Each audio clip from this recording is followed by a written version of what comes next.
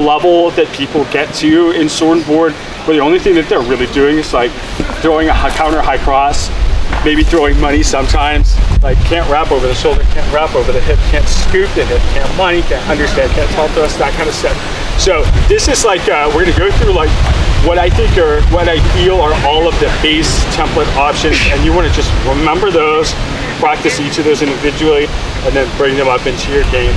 And we'll talk about like, we're gonna be talking about mostly mechanics with some mentions of like how you might open it up, and we'll cover that opening things up a little bit later in the class too. But for now, we need to make sure that all that stuff is available to us. So the first thing we're gonna do, we're gonna talk about grip and stances. So everybody grab your sword. You can grab it if you want to, you don't need to grab right now. I think it was covered in foundations. So you all know they teach you saber grip, right?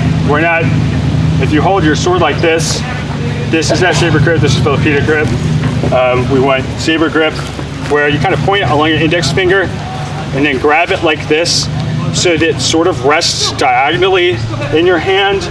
So if you hold your arm straight out without any wrist flexion, this is pointing 45 degrees forward. So that's like a minimum requirement to be able to throw like a lot of the wraps and stuff. Just like as a general disclaimer, like I'm not a guy who gets real anal retentive about form and stuff like that, but I do, because I think that for many people a lot of like wrist extension and things like that is not injurious, but I feel like statistically if you're not really strong or usually like male, you are more prone to wrist injuries. And I think that it just like, it gives you that max reach without pressuring your wrist to hold it in this grip. It makes the shots easier to land. Does that make sense? So when we talk about like how to land specific shots, like I'm not gonna be like, oh, you need to rotate your hips to like 23 degrees and then do like a 15-degree rotation. That's all dumb. Like you have to kind of just, you know, you're basically, when you teach people shots and form, you give them like form checkpoints, and it just doesn't help to bombard them with more information than like to give them a start at point A, get to point B, maybe there's an intermediate point like A and a half or something like that. But other than that, we're just going through the basic stuff. So the second piece we're gonna look at is just a basic stance checkup. So your front foot, whichever that is, we're gonna cover them both. Front foot, we want our knee and our toe to be pointed at our opponent.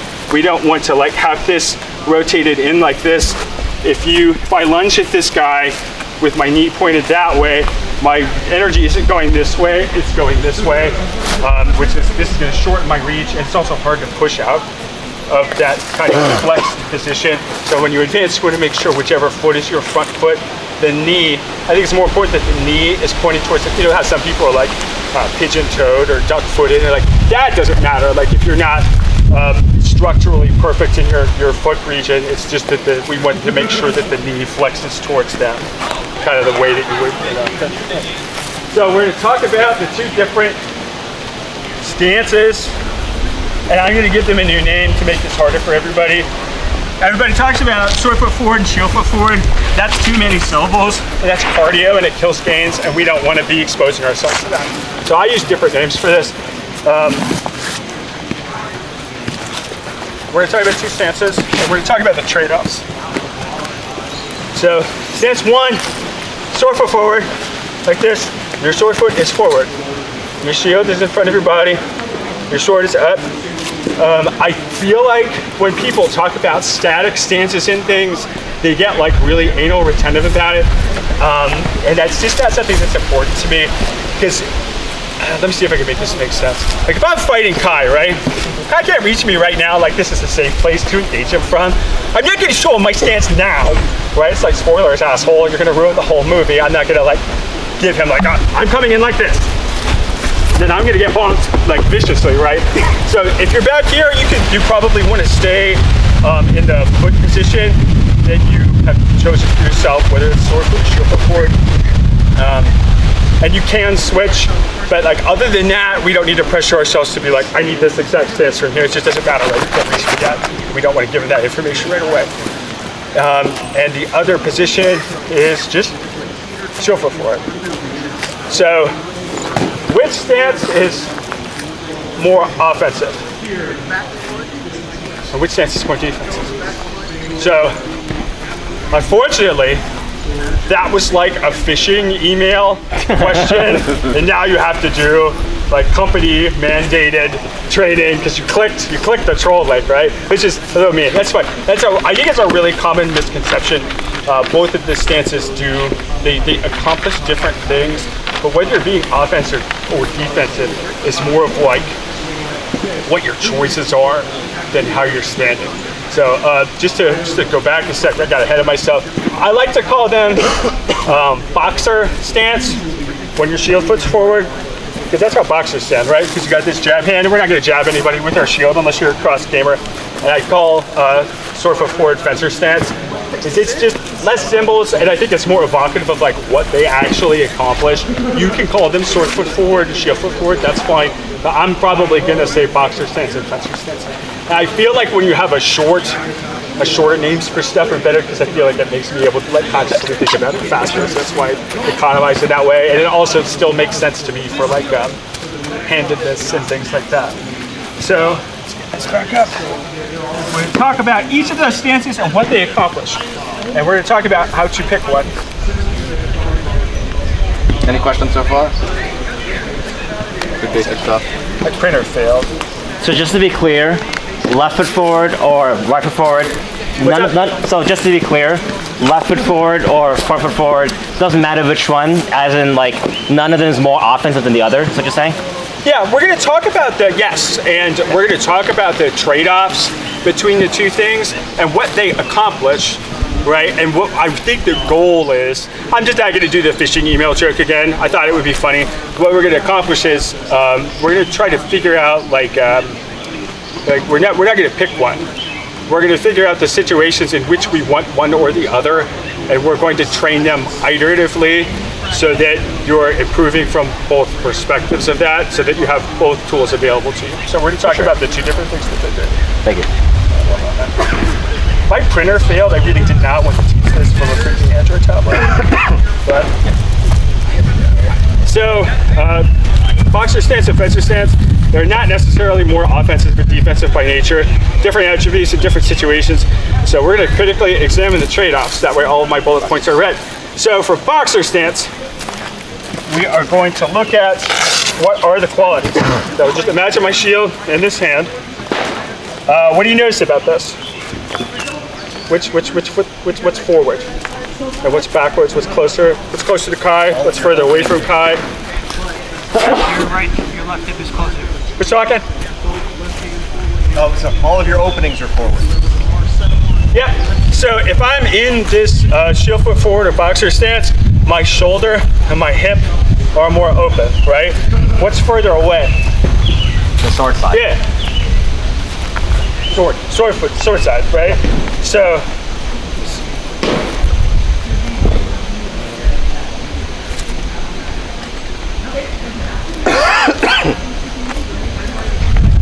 with those orientations, come closer.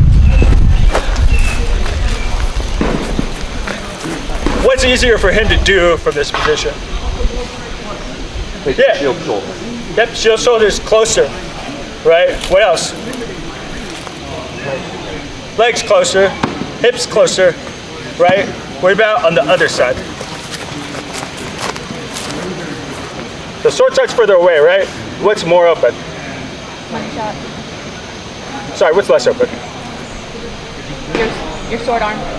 Sword arm, this is whole side, right? Sword arm's less open, this is less open. He has to reach further, he has to get further around my guard, right? So let's do the opposite, right? So if I take fencer stance or sword foot forward, how does that change his access to wraps around the shield side? Loud for me. You have to commit more. Yeah, so he has to reach further in, right? How about this side? Easier to get around the It's closer, right? So it's easier for him to hit. So basically what happens is, how do you think that impacts my ability to be offensive against him? Like if this side is forward and I want to attack high, what do you see going on? Like my arm's out, my hip's out, it's closer, right? So what do you think that means in terms of like trying to, let's say I'm trying to get like an opening or something, and I'm trying to chip away at him, what do I have to do that I wouldn't want to do if I was shield foot forward, boxer stance? So if I'm boxer stance, right, what do I want to do? I want to get in really close, I want to get around him, because I have to reach across my chest and my body to try to hit him.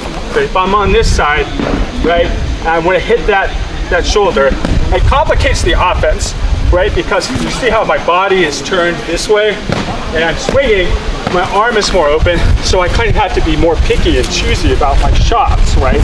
Because if I'm just going to play like the shoulder at this time, like the opening is too big, and it's kind of you have to play in a much different way. Where if I'm going to shoulder wrap high and I want to come in from downtown over here, I have to pump and fake around, but it's like a little bit tighter, a little bit easier, but more importantly, like when we interact, if I'm in this stance, I'm a little bit safer when I'm closer, but in terms of this side, because I can cross my shield over, but it's like basically what you have to do, get a little ahead of myself in my notes.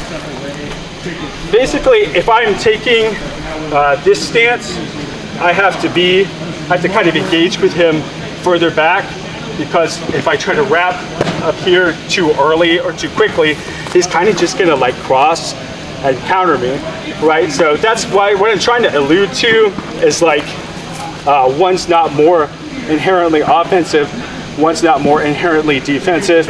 You kind of have to trade between like how am I engaging with them and how I'm gonna open him up, essentially. So let me get back to my notes. I'm kind of muddling this explanation.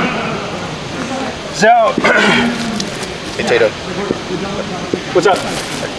I think when we're talking about the difference in stance, that it's important to understand that you're putting your sword side further away from your opponent, which requires that the core of your body, in order to fight your opponent, must be closer. That's not inherently a good or bad thing. It's just a fighting style and a way to fight somebody. And when you're saying core, you mean like your center of mass has to be closer to the person. Correct.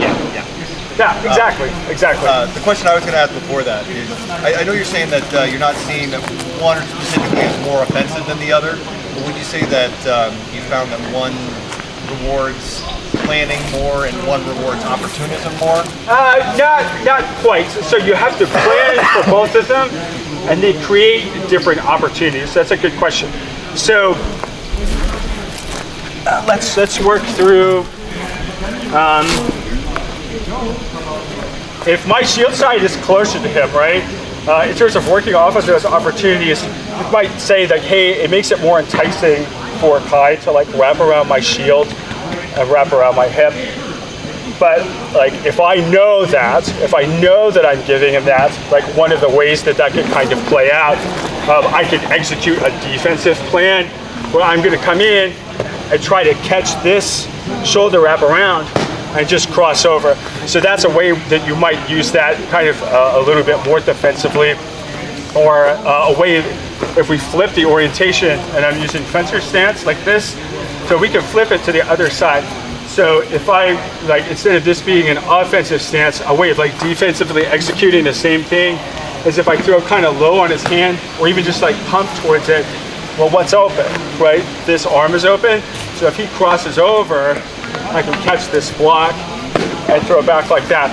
So you want to think about it in terms of like which part of my body is closer to them, and that closer part of your body is more likely to get swung at. So you can exercise some level of control over what your opponent swings at by switching which stance that you're using, right? So a way that you can use that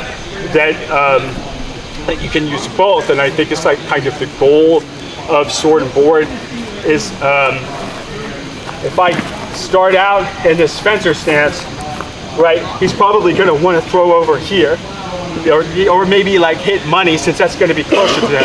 But I know that, so if I take like a short step and then switch, Now these things are hidden on this side. He has to reach further around to get them. And I can just cross, right? But you have to be able to fight comfortably from both stances to be able to use that effectively. Does that make a little bit more sense? All right, sick. Sorry for bungling that explanation. But that's kind of the basic primer between the two and when you want to use both. Most people are more comfortable with one or the other, but I really want to kind of drive home. It's like you are comfortable with one because it's getting you the most wins now, but you're comfortable with it because you have the most practice with that specific setup. So I want you to, if there's one thing to take from this class, I want you to make yourself uncomfortable and practice the other one too for a period of like a few months or a few weeks. You switch back and forth until you can use either one. It is very powerful to switch which stance you're using on the inside, because they have like less time to think about it and less time to reorient to like what's open and what's not, right? So that's kind of our goal. So we're gonna get into basic shots. Thanks for the good questions that got me on track. I'm not gonna lie, I'm a little bit nervous. I haven't taught a class in a long time, so thanks for bearing with me there. We're gonna go into our actual shots, and we're just gonna go through all of them and see if we can troubleshoot any issues anyone's having with those shots. So before we get into that, so for general defensive form, I'm sure you guys have probably been fighting for at least some time. I don't think anybody, I've been watching people fight, and I don't think anyone's like day one or anything. For a strap shield, the blocks are for each quadrant are like basically the same. You can do like cool hero blocks and stuff like that, like if you want to. I don't do that. I like a nice fundamental bread and butter approach, and then when you're comfortable with that or you're bored, then you can do those other blocks. Like that's fine. It helps you and it teaches you to do that kind of stuff. But all you got to do to block these things, if he's going to give me a wrap over the shoulder, I just shrug a little bit. You want to keep your shield against your chest or your shoulder, just shrug a little bit to cut off that angle. If he's going to wrap my hip, it's the same thing but in reverse. Just lower your shield a little bit, keep it tight to your body, that's fine. If you want to rotate, you can rotate to block.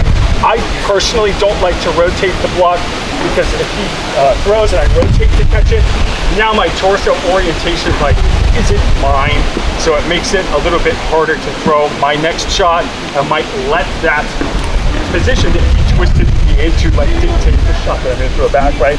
So if I just drop this shield a little bit, my torso is still braced, I'm able to wrap over top, but if I sink down to block like this, it's really hard for me to get up over that, and I might tunnel into a shot that's like, well, my hip is loaded in this direction, so I really only feel comfortable throwing that way, right? So I would recommend not shifting your hips to block unless you are doing that in conjunction with throwing the shot that you would like to throw, right? Don't let them control your hips, that's for you to control. And then sword side, I'm a big proponent, but if he throws at me, block with my sword unless I want to counter him. But if you are not countering, just use your sword to block it. I think it's the advantage is if he fakes this way, it's not going to open me up, right? So I think it's a sensible default. And then for the lower quadrant, he's going to throw down like that. You just drop your sword down, unless I am trying to counter, then you can push it off. Makes sense? That's general defensive form. Punch, does anybody have a punch? Yeah. May I? Yeah. So the punch shields are different. I feel like the sensible default for a punch shield is as close to the opponent as you can get it. Basically, this isn't the combat geometry class. I hope that you signed up for it with Kai. He does a great job teaching that. But the further I push this shield towards him, the more angles it cuts off, right? So it's harder for him to wrap around that. Whereas if I'm close, it's kind of harder, in my opinion, to pull this up and around like this. And it gets into this territory where you have to be really creative with moving your shield around and covering your arm while you swing and wrap, essentially. So I think the best advice is typically opposite. Did you have a question over here? I do. So is left foot, is sword foot and board foot stuff you talked about, does that still matter for punch? Like, do you feel like now it's different because of the punch, or is it still the same? Great question. Yes, but probably to a lesser extent. So if I'm fighting Kai, and maybe I'll start like this, and if I switch stances as I come in, what that will do is like this shoulder is going to kind of stay into the same position on this axis, right? So if I step forward like this, it's very likely that if I switch suddenly, it's going to interfere with like his mental picture of what the fight is kind of shaped like, right? So when you watch fighting, this is a little bit into the weeds, but when a person is watching a fight that they are participating in, our brains make us think that we're seeing it continuously, but you don't really see your fights continuously. It's much too fast, right? What your brain is really doing, and this is the same thing for baseball pitchers, like baseball pitchers, this is your shield. Baseball pitchers oftentimes think that they like, when they're batting, when the ball is coming, that they kind of like look the bat onto the ball, but the ball is moving faster than the human eye can actually see. It is their brain making them think that they are doing that by stringing together discrete pictures of that, right? So the practical upshot of that stuff is like, if I come in here, maybe like hypothetically, like his brain takes a snapshot and he's thinking like, okay, Tato's shoulder is in this position in space, but if I could get him on the right beat, and when the context of the fight changes in a dramatic way, and I switch my orientation, it's very likely that his brain will be thinking that I'm in the other orientation, and the shot that he's selected is like gonna miss or hit the wrong thing, or hit like arm instead of board or something like that. So that's like a nuanced approach to when you would use it, and I think it still has the value of creating a lot of interesting angles and confusions, but that's why I think it still matters for that, even though with, I would say that you are correct that sword foot forward or fencer stance is probably a little bit better suited to punch.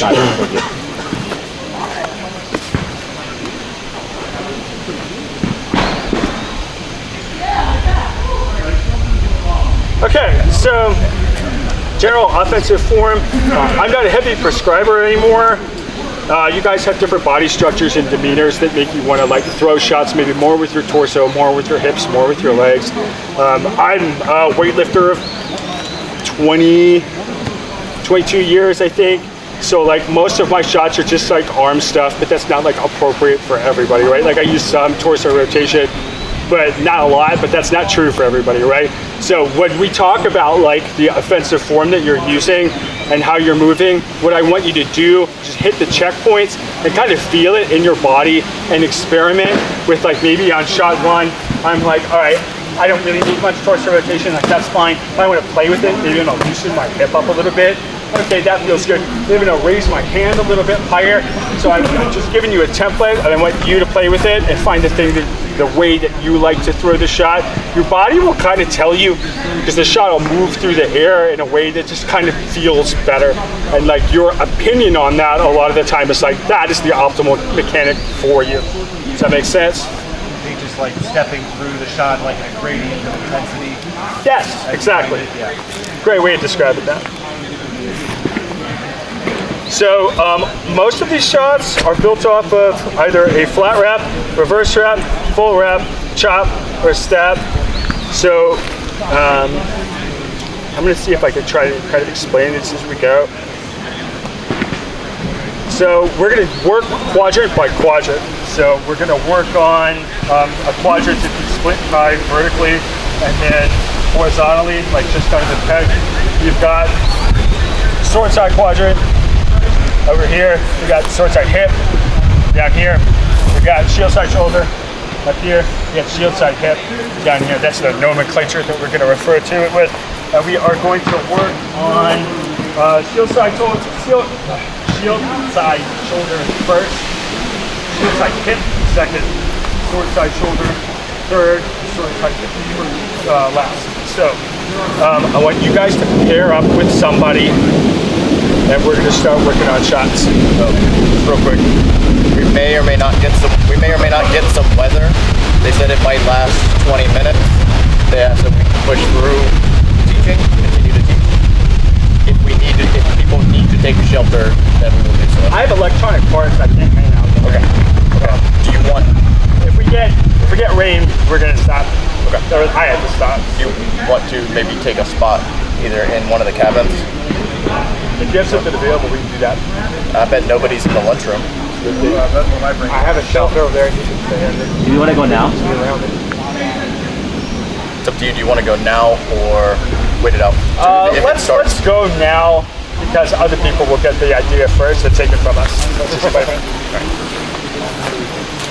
Brain energy.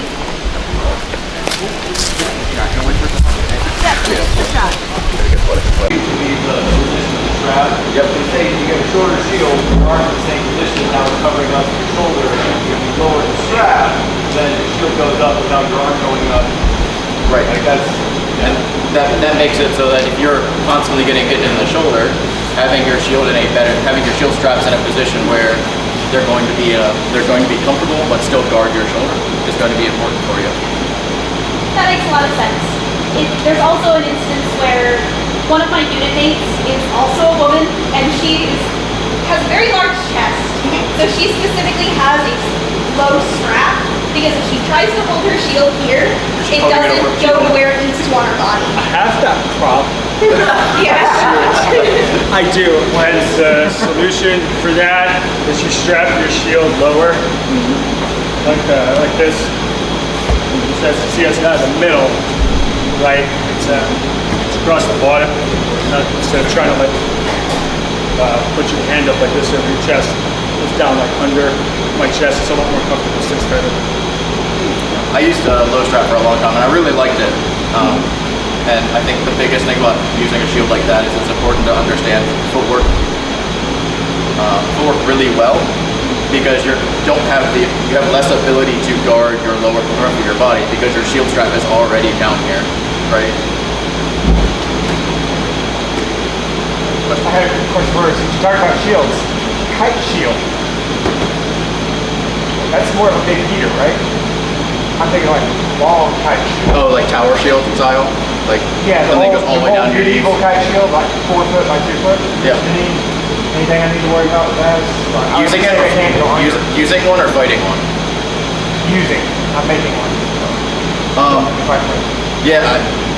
So once you start getting into larger shields, you need to consider your ability to maneuver your sword around your own shield, because your shield will begin to block your own shots. Yeah, I know. I won't be able to do anything under shield. So you need to understand what your capabilities are on the shots that you can throw by getting a larger shield, and where you might punch yourself in the face a couple times trying to move your sword around. If it's too big, you're not going to be able to move. So it's good. Right now it goes down to here. That's a big shield. That's a very big shield. You guys good? Ready for some shots? Okay. Yeah. Sorry for the delay. I thought of a new way of teaching raps that works for you guys. So, who here is comfortable with rap shots? Flat raps specifically, you're comfortable with them? Let's try that. Very comfortable. I think we got like 50-50. So we'll go over the mechanics a little bit. So basically, rap shots take advantage of a concept called the triangular plane of the sword. So essentially, remember how we got into that saber grip? So this makes a triangle essentially from this point, my elbow, to my fist, sword, and then there's like an imaginary line between the tip of my sword and like the crook of my elbow. Right? And what we're trying to do is we're trying to get the edge of his shield inside of that plane so that we can pass around the shield and throw it over, right? So if I don't get it inside that plane, it's not going to hit. It's going to hit the outside edge. So we need to get the shield inside that imaginary edge around like this. And the way that I want everybody to try this out. I think it'll be fun. The way that we're going to experiment with this and learning the mechanics of the rap shot is the point A, starting point. I want you guys to start from about up here to start, because I think it's just easier to pass your hand like up and around like this, as opposed to trying to go up that way. And you can learn from this starting point later. But for now, all these shots, we're gonna start from right up here. Because it preloads our arms so it's able to extend. We're gonna work from boxer stance with our sword head back, and then you can kind of switch and experiment later. You start your boxer stance like this, our hand up, and we're gonna throw over, and we're gonna start to rotate slowly out as we kind of descend on your shoulder like that. So the way that I want to try to show you guys this, without getting too into it, I need 2 volunteers. I will do a shield. I want to do a shield. You guys don't bring your shields up. Just need 2 volunteers to hold them. Preferably people who are like comfortable with the wrestlers. You're gonna hold it like a table. What I want you guys to do, do not annihilate Kai's shield and hit it super hard. I'll be very upset. But what you do is, we're gonna balance the yoga block on our hand like this. You're not allowed to grip it with your fingers. Balance it on the yoga block, and then put it down like this without dropping it, without sliding it off. Because the terminal hand position for a shoulder wrap is just with our palm facing down.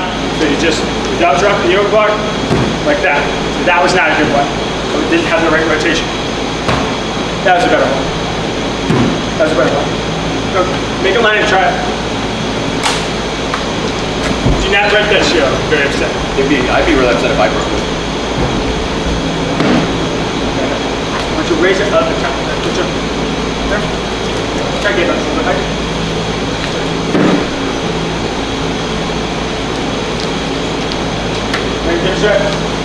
Like a big old pizza, and like some kind of just heathen. I hate pizza. Do 3. 3 minutes. You don't know. Yep.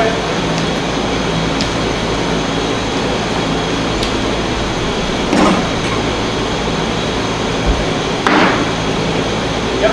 Good. Pick up your swords and your shields. So I want you guys to try it. We're going to have to find space carefully. Which is up.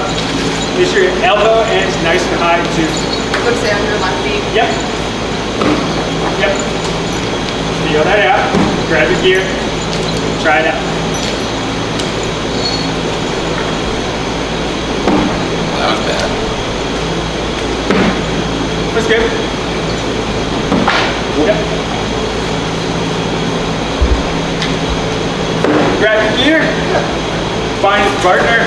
Practice it like 10 each time so we get to the next shot. If you're left-handed, forget what my lefty was.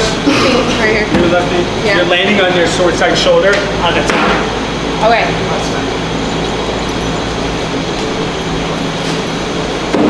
Yep.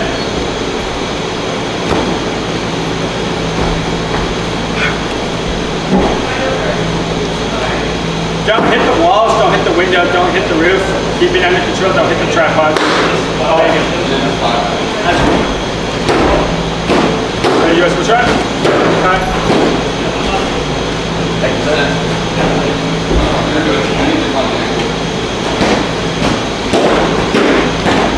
Yep.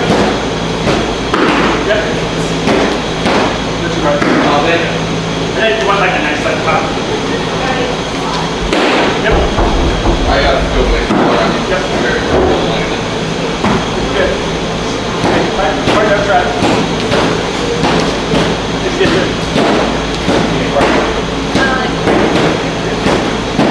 Does everybody have a partner?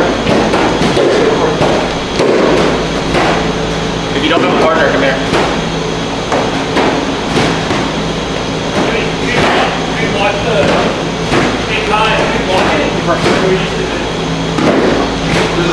Yeah. One. You don't need to block it. 2, because they're trying to visualize how they can hit you. And 2, don't crush your opponent. Just leave it open a little bit more.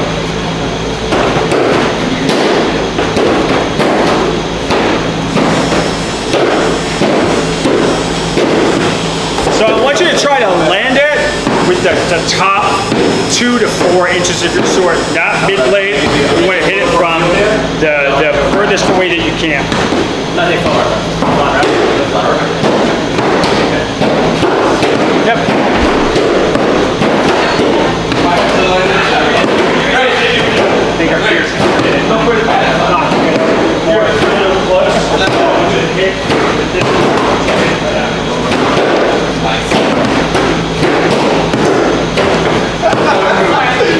Go ahead.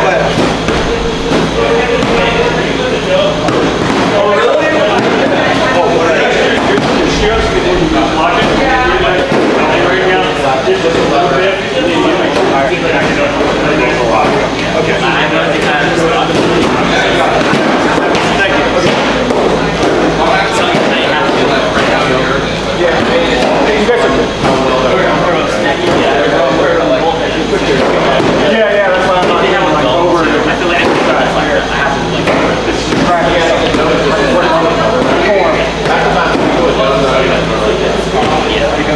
Mike! That looks good.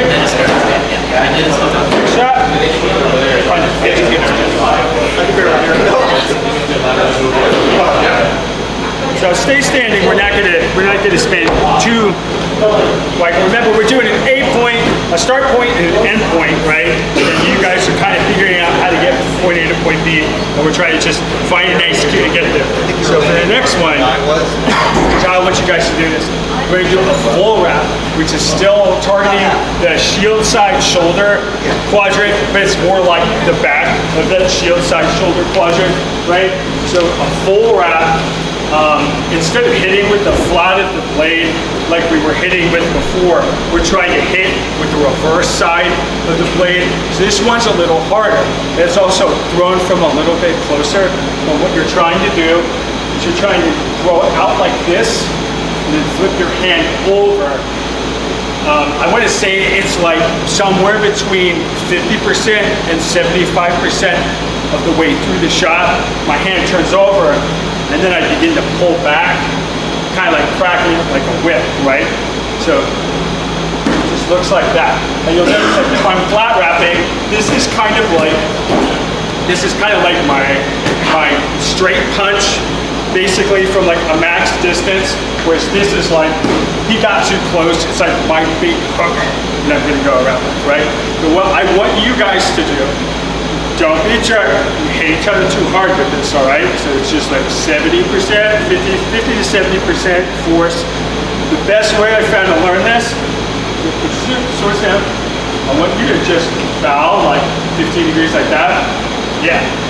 I'm trying to just lay this flat against this back like that, right? So just over like that.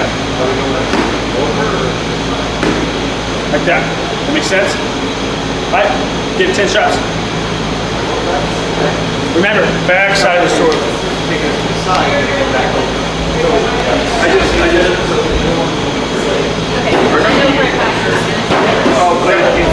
While we're here. Is your partner? Okay. Yeah, when you first was demonstrating, so Who were you working with before? Okay. Here's the work. You place it on my back. That's what I want to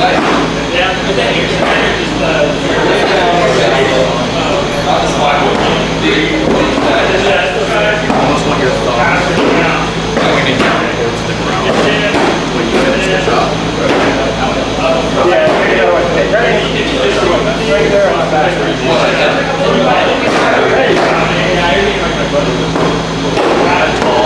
That's the real so now the real trick is identifying how can you get where you need to rotate your hand, right? And so it all becomes this motion of as I right about that rotate your hand so that you can get it. So I want you guys right? Just kind of pass it. You're kind of like throwing out around like that. I want bigger, kind of hit your loop. I want like a bigger up and around. Then turn over. Here. Try to throw it like 50% Yeah, power. yeah, just higher. You want to try to get your hand Like, it obviously can't be vertical, but as vertical as you can get. If you like want to lean a little bit, some people have trouble with the range of motion to like lift their shoulders straight up like this. If that's okay, we're not going to fix that. You can't, right? If you want to lean a little bit to get more verticality, that's Saying fine. to the side is a much more musky push rather than the swing in the pole. So think about like say just have a string in your hand that you're spinning around, right? Instead of like you're holding a rigid, kind of like swing a rope like that. When you're taking advantage of it, you're just letting it be a stiff rope going, and so roll aside, weapon keeps going, and all you're doing is bringing your hand around so that it changes the rotation that it's able to do, so that it's like traveling this way, the weapon has to follow that. You're not actually like swooping for the shoulder, you're throwing the shot out and just letting it continue its rotation on its own. If that helps. Yeah. Good. Let's talk about it. So that she can Go ahead. This is a standard shot. 3 years about to flat out. And so notice that in the flat, my hand is kind of that yellow block and stops here. With the full wrap, you want to rotate your elbows all the way 45 degrees more. Does that all feel fine to you? Is what feels more relaxed.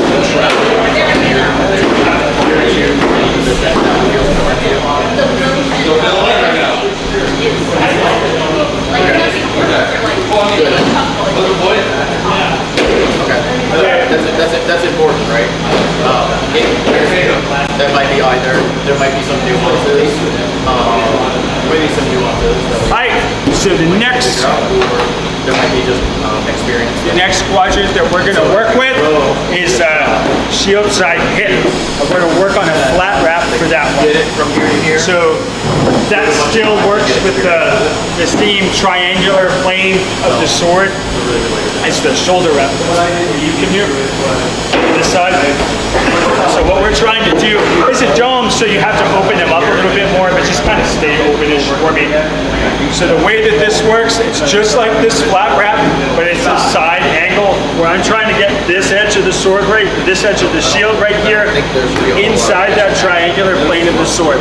So this is weird because it's like surprisingly, it's like a high accuracy shot because it's hard to get like legs. It's easy to get legs or shield, but we're gonna work on that one. It's the same mechanic, but we're gonna go back to our yoga block example and we're gonna up the ante a little bit. So what we're gonna do, you good? Yeah, okay. Here's the shield again.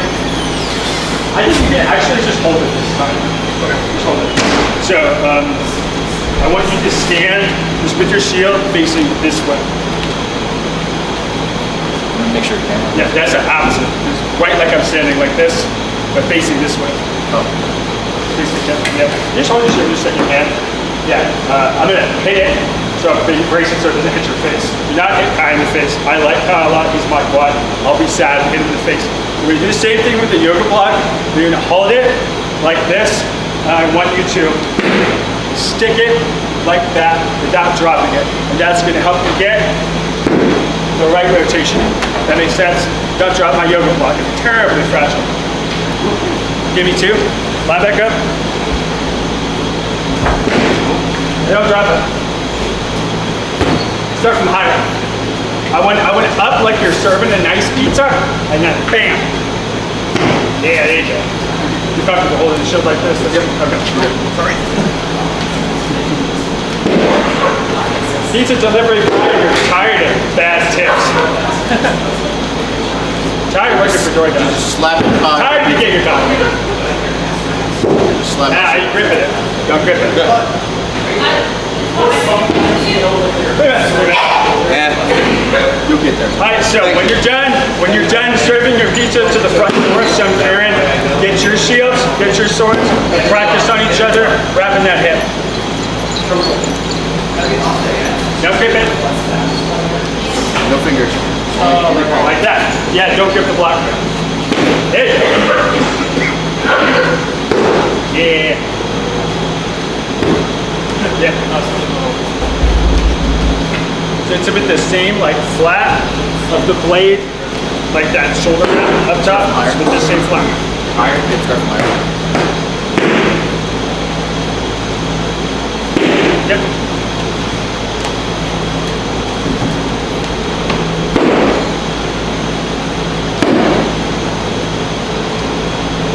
Yep, that's good. Higher. Pizza. Yes. Like we're walking out of the kitchen with it.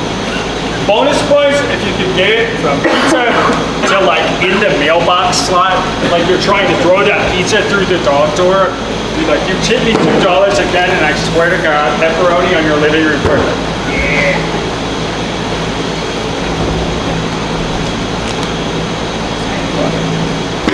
Yep. Yep.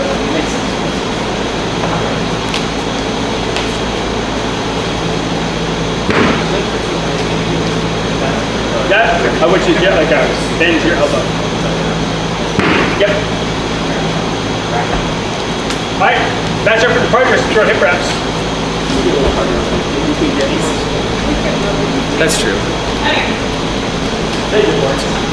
I'm 50-50. Right. It's fun. It's fun. I think it's going to be more interesting. I went this, right? I like the setup. Hey, Tato. Yeah. How do we help our lefty here?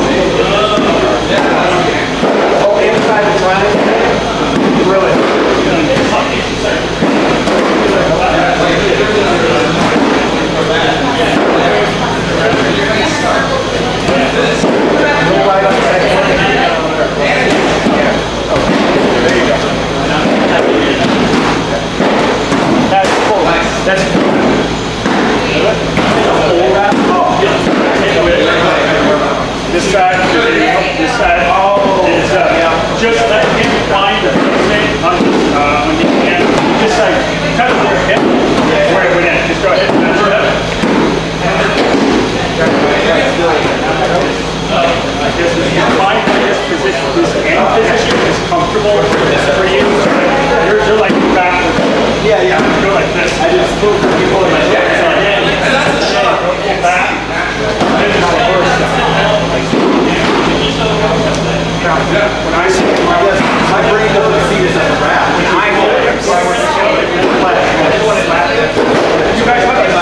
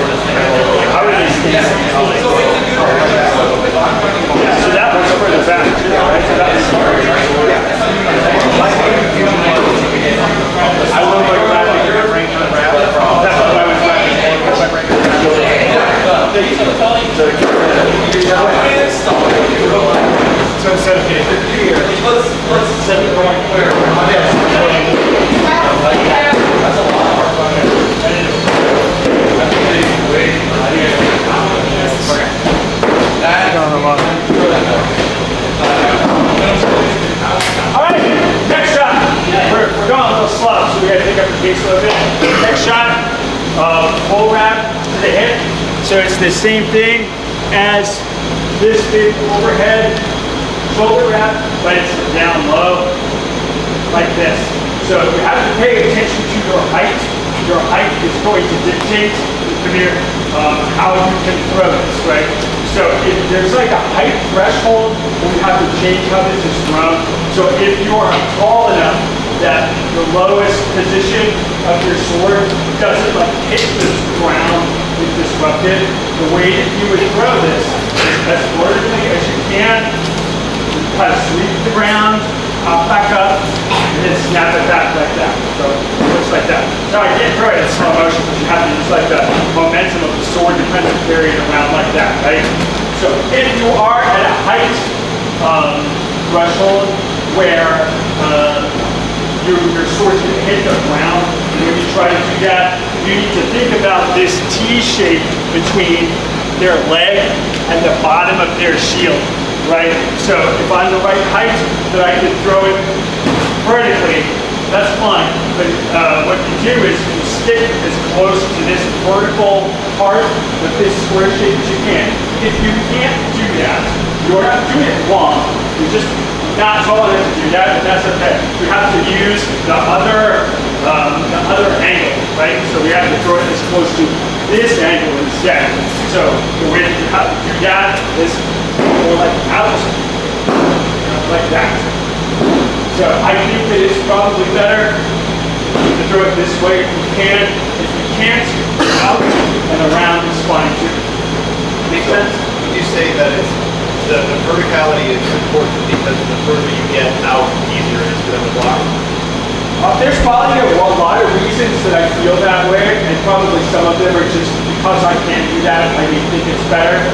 So if you can't do it, it's obviously not better. My intuition is that since my head is closer to my body, it's easier to hide behind my shield while I pass it out. Whereas if I go out and around, I see how my hand is floating up, and it might be a tiny bit easier to see.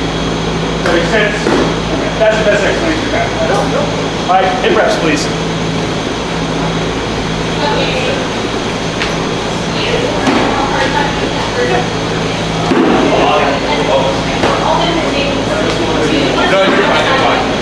There's people out there that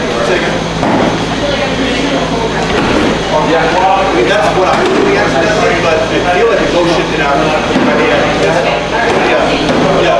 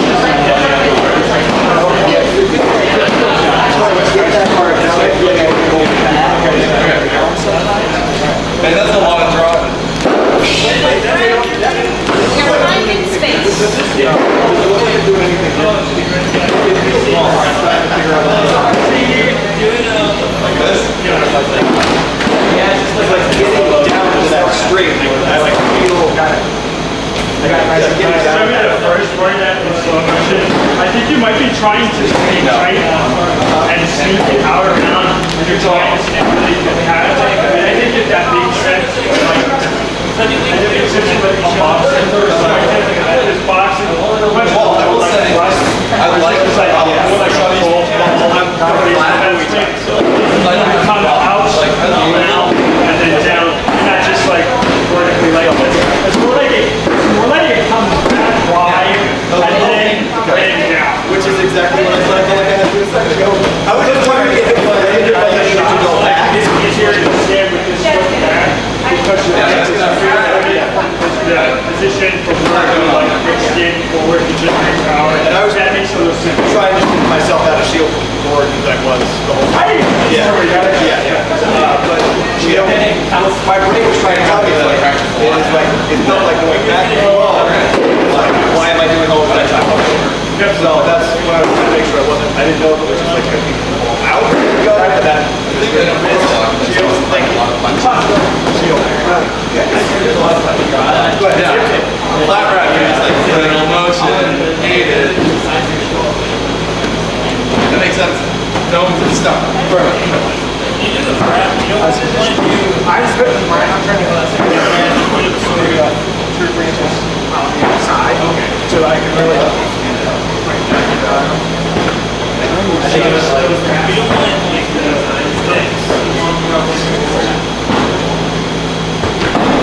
like You've been hitting me right hand side, basically each time. Sometimes you get a bit further back, but you're right in this line each time. I think about it. You got high ball. Yeah, I have to get down here perfectly equivalent. So I usually fight down there, but I can't stand it. You know what I mean? Yeah. Go ahead. Got it. Got it. We still got it. No way.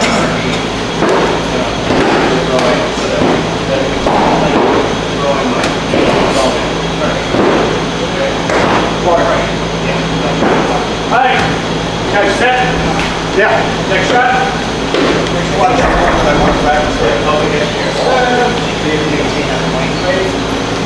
Yes, the first round. So we are going to make this drum many. Money. Cha-ching. I like You stand money. where you were. Thank you for this cash register sound effect. So you guys can come back so you can see this. So lie back up, so make sure that you can see me. So we're going to do the same exercise where you're going to stand facing the camera like this. So what I'm going to do, same thing. So this is, we went from real easy, right? I know you guys like TOGs, right? We should maybe do that. And then maybe this way was like a little bit harder. Now this is like the hard mode. So a reverse wrap, it does the same thing, triangular plane of the sword. We're hitting with the back part of our blade, like a back fist or backhanded slap, right? And what we are trying to do is you're going to have to bend your knees a little bit to hit this. We're trying to slide down here, pop up this way, and get this shield inside that triangular plane and hit him in the head. And the way that you guys are going to practice the mechanics, you're going to bounce this on the back of your hand. I don't even know if I can do this. I did the other two that decided that I could do it. So you're going to put this up like this. You're going to bend your knees. You're going to try to land it, stick it. And it's not as easy because obviously your fingers don't bend back that way.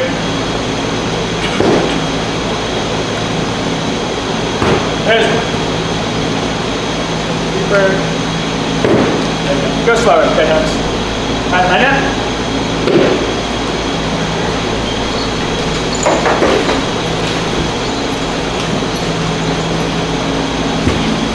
Lower, please. Lower. Yeah.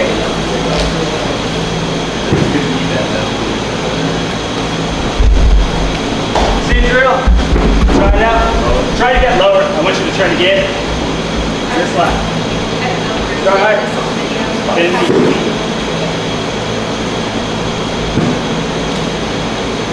Yeah, suddenly the yoga block is tough. I want you guys to line up more like this. Like this. We're not hitting Aaron. Aaron is stimulating someone who's standing like this. So you might even want to like stand up a little bit. That way, right? There you go. Nice.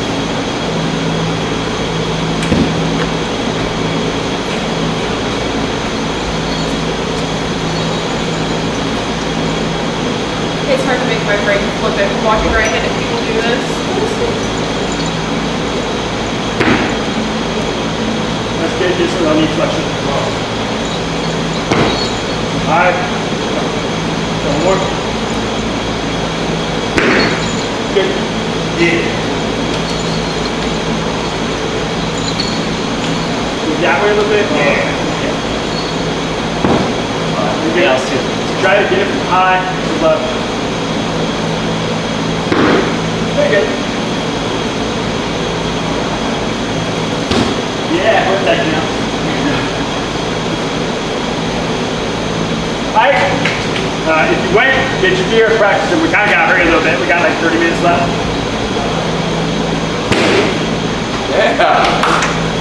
Yeah.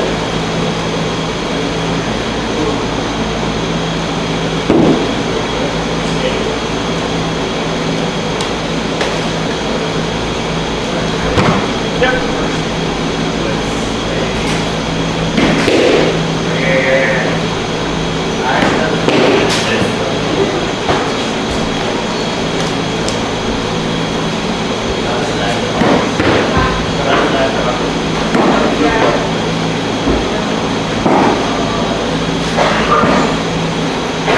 Go higher.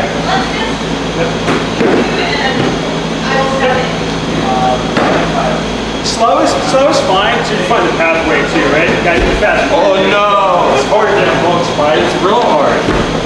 I don't know. I count. It doesn't count. That was a drop twice. I don't know.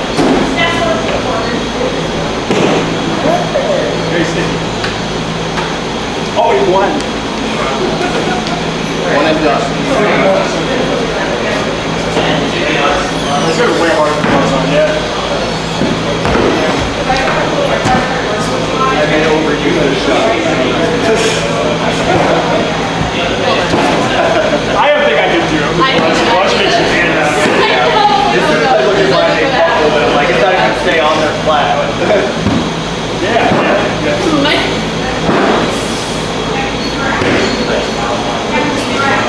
Alright, reverse reps.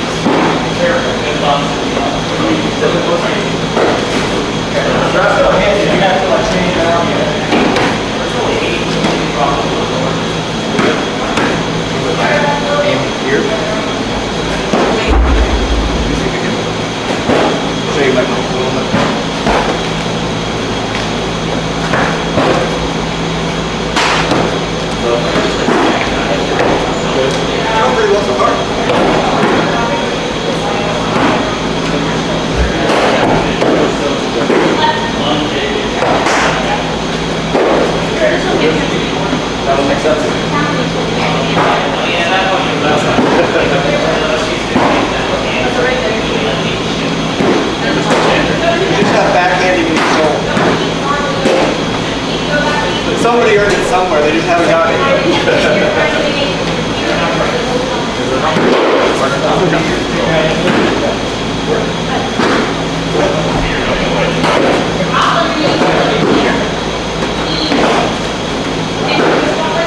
Try to cover.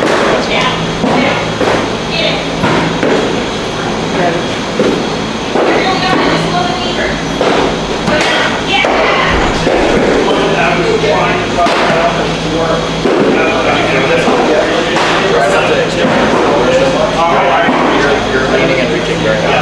If you need to get closer to your butt, move your core closer. Okay, and because we're trying to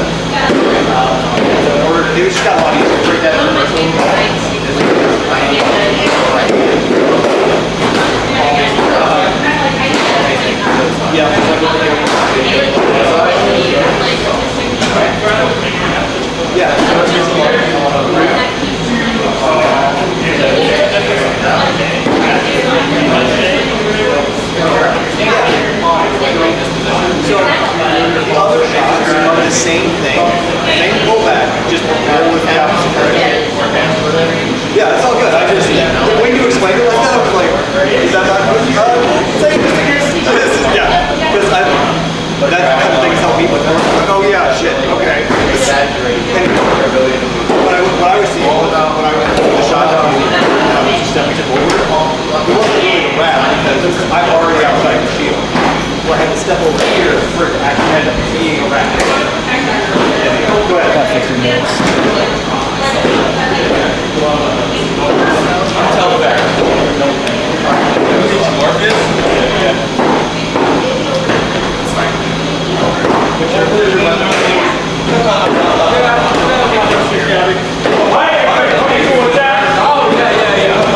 Let's get back to it.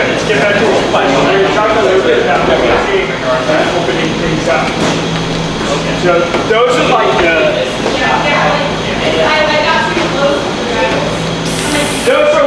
not. These are the, in my opinion, if you want to win a sword board bracket, these are the non-optional shots that you have to learn. Like other interesting stuff, like understabs and top thrusts, like around the shoulder. That stuff is like really nice details to add to your game that will boost it and make you that much less predictable. But the ones that I showed you are essentially like the minimum. You must learn these shots, because if you can't get around that shield, you're not going to beat people unless you just exclusively shut down their sword side shoulder, right? So these are going to be like the bread and butter shots that you guys use to open people up to land these wrap shots. Now my suggestion to learn these shots effectively, you need to throw them at a minimum 10,000 times each. And just what you do is you just make a chart where this like one little block is 50 shots with each hand, and then just over the course of a couple of months, fill in each block, maybe like 50 in each shot each day until you fill up the whole paper, and then assess where you're at and be like, oh, my shot's accurate, do they feel good? And then like maybe like one winter when no one else is playing every year, revisit these shots, work on them, and try to get your mechanics better. And again, it's really just about the starting point and the ending point of the shot. There's nothing that I can tell you guys that's going to help you find like all of those deep mechanical details. That is your work to do. No one can people can help give you ideas on how to figure that out. But at the end of the day, you need to wire your brain through tons and tons of experience. I'll give you a good real world example. Running, distance running specifically. There are a lot of coaches who are like, oh, don't heel strike. You have to land midfoot or forefoot. You have to have a certain cadence and a certain stride length is optimal. And scientifically, they found that that's not true. And really the most efficient way for you to save energy from your run, your body kind of just educates you on how to do that by doing a lot of running. And trying to mess with that too much makes your body less efficient. Sorry, having someone mess with that from the outside actually makes that less efficient over time. So that's your work to do. So what we're going to talk about is okay, that's totally sweet, Tato. Thanks for showing me all those cool shots. But we're going to do a brief overview on how to open some stuff up with some different archetypes of things to do to get people to move their shields out of the way. Like we had this lefty on righty side where the reverse wrap, the money shot isn't really open until you open it up. So if I come over here, I'm just gonna give you 1, 2, 3, 1, 2, 3, 4, 5 ways of experimenting with opening people up. So, and remember that the terminology can differ between instructors. So you may need to map. May need to map the concepts that I give you onto the concepts the other instructors can give you. But I remind you that you can also just say, "Hey, Tato's way bigger than you," and he said, "This is how it's described." You can always just use that to get out of talking it out. So the first is feints. So there's a couple ways of defining this. I feel like a feint is a real big loopy swing, usually to where you exit your stance and then miss, kind of come back into your stance and then execute your shot, or maybe not your stance but some sort of preloaded situation that you can throw again. So like the basic loops that I like to do is like a big helicopter over the head like that.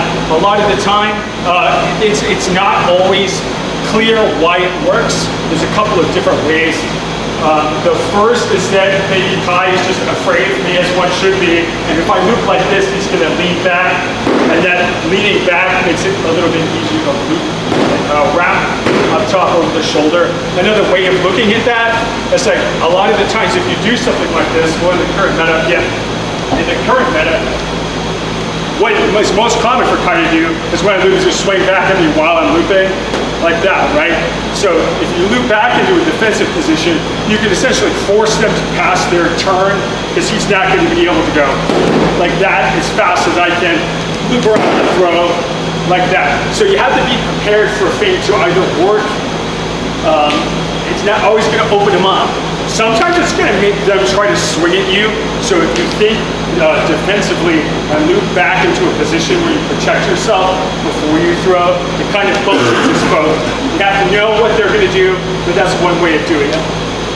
Something that I found that feints are also do is that it might stop your opponent from moving at all.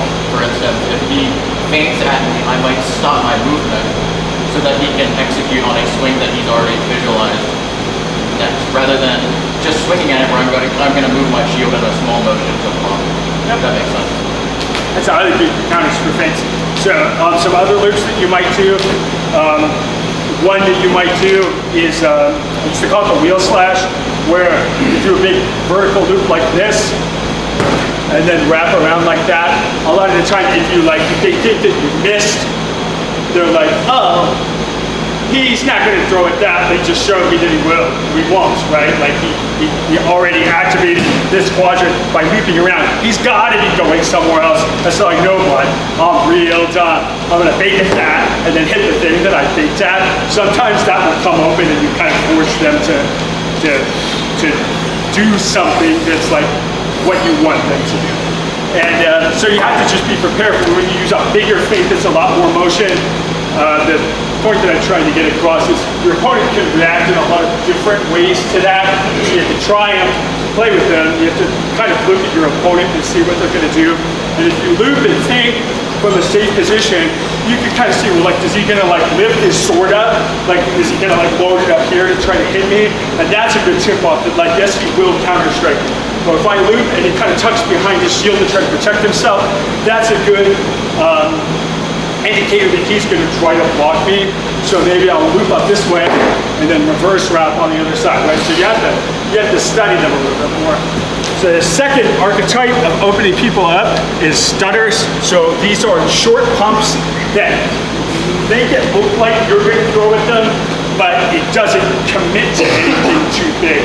So a real common one is like I'm going to stutter at his hip and then throw a flat wrap to the shoulder, and it stutters just a short pump like this. So I pump down and then wrap up over like that, right? So that's a stutter. You can stutter down for the hip, I can stutter over at that shoulder. So you'll notice that it doesn't pull me out of the position that I can defend myself from very much. So if he interrupts me by throwing at my hand when I stutter, it's no skin off my nose, right? I didn't really leave the defensive position. So that's stuttering. The other thing that's really nice about stutters, and this is hard to do, easy in theory, but I find it's like really hard to do cognitively. It's stuttering when you're on the inside. Like if I come in and I fake and I get close and we're gonna bang it out in here, right? And what Kai's probably expecting is I'm either gonna like overwhelm and try to throw a ton of shots, or then I'm gonna like block strike with him and throw it back and take my turn. And what a lot of people, the number of things that you have to think about from this close is so high that people are insanely susceptible to stutters in this position. So if I come in, I'm just gonna throw some garbage that gets across or something like that, and then I'm gonna stutter and hit him after that. I feel like that makes stutters 5 or 6 times more effective, especially if you're a short fighter. So if I stutter at Kai out here, he's like, hey, Grandpa, did you take your medicine today? You're like twitching, right? It just doesn't do anything. It's like kind of like to be someone with lower range. But if I throw like a technique, get inside, then stutter, it's way more likely to work. The downside to that is it takes a lot more practice to be able to stutter under high pressure like that. And I think it's not just effective for shorter fighters, it's effective for everyone. It's just critical for short fighters to be able to do. But it's just really effective, and you want to make sure that you have that stutter and that shot rehearsed to a point where you do not have to think about either component when you are close, it just comes out. So that's another good way of opening people up. Way 3 is like baits, and this ties into our boxer and fencer stances. So a bait is just, I'm going to leave him an opening that is a trap. He'll throw it in, and I'll counter strike him, right? So if I'm coming in with boxer stance, we know that my shield shoulder and my shield hip are more open, so it's much more likely that he's going to swing. So like if I square up real tight and I keep that shoulder covered, I mean, like all that really does for me is kind of decrease the likelihood that he's going to swing at my bait. But if I come in maybe a little bit loose, and when he throws at it, then I can counter strike him. The counterplay to that is to kind of stutter at the thing that they're baiting, so you do have to watch that. Another way that you might bait someone is after you throw, like you might pretend that you're out of position and then hit them when they move afterwards, right? So if I throw like a big old cross like this, his next target is probably my arm, so that is a form of a bait called a setup. So if I throw this way, and then I make Joe eyes, oh no, and then hit him in the body, especially if you scream, oh no, while they throw at you, it is like 100 times more effective. If you check your bank account, you'll notice your Venmo that Tato sent you money for screaming, oh no, in the middle of that shot. So that's a way of setting up, using a bait like actively in the same way that we use the stutter on the inside to open them up for one of those shots. And the next, the last category is just chains of attacks. You can get a feel for which of these loop together really well if you just kind of practice them. So I think the best way of making sense of this is like, you kind of got to think about the end point of your shot is also sort of a defensive position, right? So if I cross at Kai and he throws back on my hand, I'm pretty close to being able to bluff this, right? So if I throw a little higher and he throws back, like I'm covered there, right? So you can think like, all right, the other part of that is maybe he's gonna cheat his shield over this way to cover himself while he counter crosses like that. Well, what's open for me now, right? Is this shoulder. So my favorite, I honestly, like I do this so much without thinking about it. It can be a bad habit sometimes, but it also kills like 95% of people. As if we get close, I'll just combine two attacks, knowing that my crossover here basically provides him a bait that way, and my flat wrap over here is very likely to catch his sword. A lot of the time, if I don't know what I'm doing, but we're in my preferred range where we're really close, if I can get a little bit laterally this way, and I'm not gonna wait for you to do, I don't give a shit, I'm gonna cross wrap like that, and you can cross, bounce off his equipment, and use the rebound from the softness of your kit to power that next wrap around. It takes like a little practice to using the rebound of your stick and pull it in and use the rebound force to like push you into the path of the next shot. But you could just sometimes chain together strikes like that, and it has lots of different interesting effects. Sometimes people will like a real common one was if I dark side like this, right, with my shield up. This is just like a horizontal chop or a flat wrap on that side with my shield up that way, right? If I do the choppy version, I'm just doing a horizontal chop, it's very likely that he's going to try to maybe counter close and go over top, so I can come down and reverse wrap on beat 2. So that looks like this. Like that. So you just want to think about like, at the end of my shot, where is my body? Okay, my arm is open, he'll probably throw it back that way, and then use those side effects as the things that inform your next choice. So that's some examples of chains of attacks. I think that's my 4 categories. I said there were 5, but 5 is really just like combining those things. So like one example was, if you've ever watched the CG Dojo YouTube page, one thing that I would call a combination of those principles is the hound blade, which is the coolest shot on the entire planet. It's official. We tested that in market. So you just throw a horizontal chop like this. You sweep your hand up like that, under the understanding that if I cross the most open thing, it's this arm up here, and then I just bend down and reverse wrap. So a hand rake is just like that. And the interesting part of it is that if I throw this flat cross and he doesn't do anything, and I sweep up like that to catch the block, but he's not throwing, then it still sort of look like I'm gonna fake up here. So it's like a fake and a block in case he throws at the same time.